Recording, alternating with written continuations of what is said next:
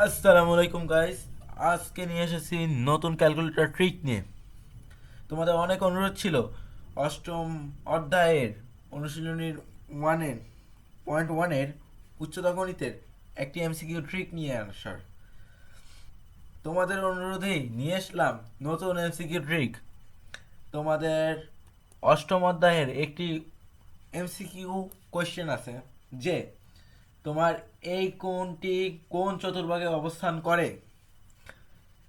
এই এমসিকিউগুলি অত্যন্ত দ্রুত সমাধান করার জন্য তোমাদের জন্য নিয়ে এসেছি স্পেশাল ট্রিকটি শুরু করার পূর্বে তোমরা এই চারটি হয় স্ক্রিনশট নিয়ে রাখো, নইলে এই মুহূর্তে মুখস্থ করে ফেলো দ্রুত। তোমাদের কাছে টাইম আছে মাত্র 2 সেকেন্ড। 1, 2। সুতরাং ক্যালকুলেটরের সাহায্যে এখন শুরু করতে যাচ্ছি আমাদের সমাধান। তোমাদের উচ্চতা গণিতের বইটির সঙ্গে নিয়ে 149 পেজে দ্রুত চলে যাও। দেখতে পাচ্ছ শুরুতেই আছে একটি কাজের প্রথম অঙ্কটি হচ্ছে 330। ক্যালকুলেটর নিয়ে নিচ্ছি, তুমি যে কোনো টাইপের ক্যালকুলেটর নিতে পারো, সকল ধরনের ক্যালকুলেটরে এই ট্রিকটি কাজ করে। 330 সর্বপ্রথম ধরবো। আমার সাইডে দেখতে পাচ্ছ যে এখানে আমি ধনাত্মকের জন্য একটি এবং ঋণাত্মকের জন্য আলাদা একটি কৌশল আমি ব্যবহার করব। এখানে ধনাত্মকের কৌশল অনুযায়ী কোণের চেয়ে বড়, এখানে উল্লেখ্য যে যে কোনো কোণ হোক সর্বপ্রথম তুমি 10 দিয়ে ভাগ করবা। যে কোনো কোণ হোক, ধনাত্মক হোক ইয়া ঋণাত্মক দেখার বিষয় না, তুমি 10 দিয়ে ভাগ করবা। 10 দিয়ে তোমার ভাগ করার দায়িত্ব। ওকে। দ্বিতীয়ত, পরবর্তীতে যেহেতু আমার 33 এসেছে, তার মানে আমি 33-এর যেহেতু 33 ছিল আমার ধনাত্মক কোণ, তাই আমি ধনাত্মক কোণের নিয়ম অবলম্বন করব। এখানে বলা আছে কোণের চেয়ে ছোট এবং নিকট 36-এর গুণিতক দ্বারা বিয়োগ করা। আচ্ছা, 33-এর চেয়ে ছোট। আচ্ছা, যেহেতু আমার এটা প্লাস, আমি এখানে বলি কিছু কথা, যে যেহেতু আমার এটা প্লাসের ক্ষেত্রে আমি মাইনাসে নিলে সেটা কোন হিসাবে গণ্য হয় না। ঠিক বলছি কিনা? আমার কথা বুঝতেছো? তুমি বাস্তবের কথা চিন্তা করো, যদি কোন মাইনাস হয় তাহলে সেটা কোনো লেভেলে গণ্য হবে? আমি আশা করি না। তাই শোনো, এখন যেহেতু আমার 33 36-এর চেয়ে ছোট অলরেডি আছে, সত্যি এর নিকটবর্তী ছোট দ্বারা বিয়োগ এ 36-এর গুণিতক 36-এর ছোট নাই, বড় আছে, তাই এটাকে কোনো কিছু দ্বারা বিয়োগ করা যায় না, 0 দ্বারা বিয়োগ করতে হবে। তাহলে 0 দ্বারা বিয়োগ করে 33-এ আছে। এরপরে দ্বিতীয় ধাপটি দেখো, 9 দ্বারা ভাগ করে 1 দ্বারা যোগ। তাহলে 9 দ্বারা ভাগ করব, 1 দ্বারা যোগ করব। তুমি করবা কি, তুমি এই দশমিকের পরের অংশটুকু তুমি বাদ দিয়ে দিবা। এই অংশটুকু তোমার দেখারও দরকার নেই, প্রয়োজন নেই। এই অংশটুকু তুমি দেখবাও না। তোমার এই যে প্রথম দশমিকের পূর্বে যে সংখ্যাটা আছে, এই সংখ্যাটা হচ্ছে তোমার মূল। এখানে উল্লেখ্য যে 0 আসলে তোমার অক্ষের উপর আসছে, 0 আসলে তোমার অক্ষের উপর আসছিল। এবং আমি আশা করি যে এমসিকিউতে তোমার অক্ষ খালি একটাই থাকবে। এখানে কোন চতুর্ভাগে আছে? চতুর্থ চতুর্ভাগে আছে। দ্বিতীয় অঙ্কে যাই। দ্বিতীয় অঙ্কটি আছে তোমার 535। 535 একইভাবে 10 দ্বারা ভাগ করব।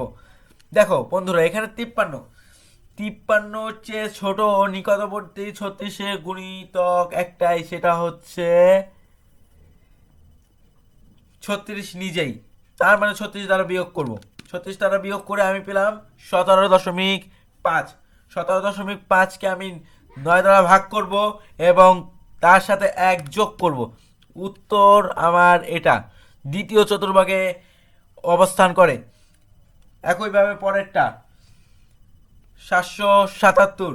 777কে পুনরায় 10 দ্বারা ভাগ করব। উত্তর যা আসছে তা দেখে নেব। 77। 77-এর নিকটবর্তী এবং ছোট। 77-এর নিকটবর্তী এবং ছোট। 77.7 বিয়োগ 72। এই চার্টের অনুযায়ী 72 হচ্ছে এর নিকটবর্তী এবং ছোট 36-এর গুণিতক।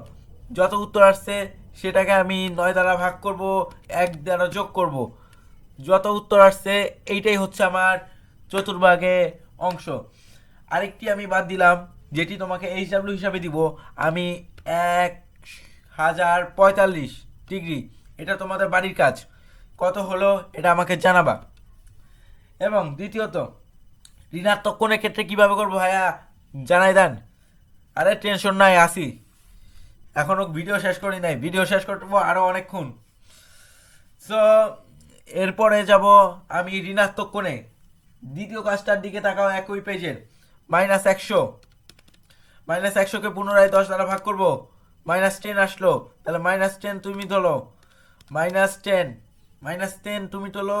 এখন দেখো, তুমি ঋণাত্মকের ক্ষেত্রে যা হোক, তোমার যদু মধু কদু যা হোক, ঋণাত্মক আছে মানে তোমার এর চেয়ে বড় কত, 36, 36 নিজে, তাহলে 36 দ্বারা গুণ যোগ করব।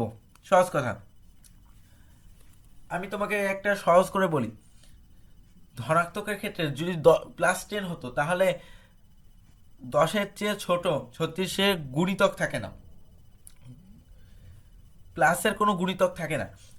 এবং যদি এটা আমার কোনো রকম মাইনাসে চলে যায়, এইটার চেয়ে বড় 36-এ অনেক গুণিতক আছে, সেই নিকটবর্তী গুণিতক দ্বারা যোগ করব, তাহলে সেটা হচ্ছে 36। 36 নিজে, তার মানে এটাকে যোগ করলাম, উত্তর আসলো 26। এখন এই 26কে আমি 9 দ্বারা ভাগ করে 1 দ্বারা যোগ করব। যত আসবে, অর্থাৎ তৃতীয় চতুর্ভাগে অবস্থান করে। এই দশমিকের পরের অংশটুকু আমি নিব না, দশমিকের পূর্বের অংশ অর্থাৎ খালি 3, অর্থাৎ তৃতীয় চতুর্ভাগে অবস্থিত। এবং দ্বিতীয় অঙ্কে চলে যাই আবার। দ্বিতীয় অঙ্কটা হচ্ছে তোমার 365, -365, -365কে আবার পুনরায় 10 দ্বারা ভাগ করব। 10 দ্বারা ভাগ করলে আমার আসছে 36।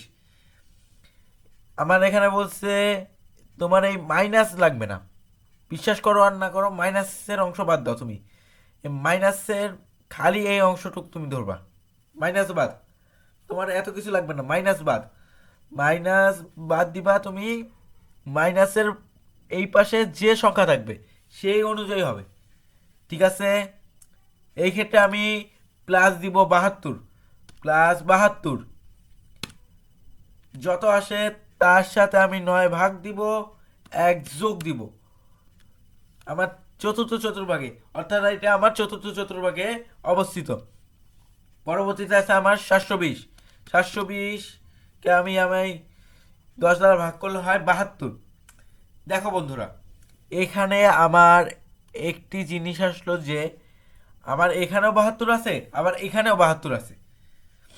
আমি এখানে একটা ট্রিক্স বলে দিই। যেহেতু এখানে 72 আছে, অর্থাৎ এটি অক্ষের উপরে পড়েছে। এখন তুমি এটা কিভাবে বুঝবা যে এটা কোন অক্ষের উপর পড়ছে? এইটারও একটা ট্রিক আছে, শোনো। যদি এইগুলোর উপর পড়ে, তার মানে তোমার এক্স অক্ষের উপর পড়েছে, শুধুমাত্র এক্স অক্ষের উপর পড়েছে। যদি এই 1 2 3 4 5 এটা ইজ টু +72, +72 কেন হবে সবাই নিশ্চয়ই বুঝছো। 1, এইটার রেজাল্ট যেহেতু তোমার 0 আসছে, তার মানে তুমি চোখ বন্ধ করে এইখানে যে নাম্বারটা থাকবে সেই নাম্বারটা, অর্থাৎ তোমার সম্পূর্ণ 2 বার ঘুরবে এবং প্রথম অক্ষের উপর পড়েছে, এক্স অক্ষের উপর পড়েছে। এই পর্যন্ত ক্লিয়ার হও, না হলে পুনরায় ভিডিওটি আবার দেখো। So this was Black Shadow and thank you for staying with FPM school.